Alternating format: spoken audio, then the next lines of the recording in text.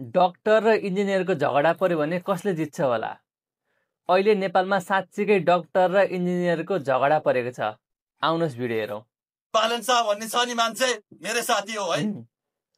यति खतम मान्छे कि मैले जिन्दगीमा यति खतम मान्छे देखाएको थिइनँ कि है।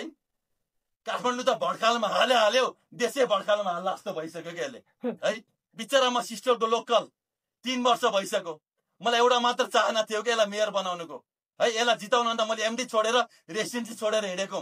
सुमन साइमीले भाइ त्यो मान्छे ठिक छैन, न सपोर्ट नगर 1000 जनाले भन्थे। होइन दाइ, चण्डाल भन्दा चोरै ठिक भनेर ल्याएर राखेको है। Oh my God. जस्तो भए पनि तर यसले यति खतम गरे कि है।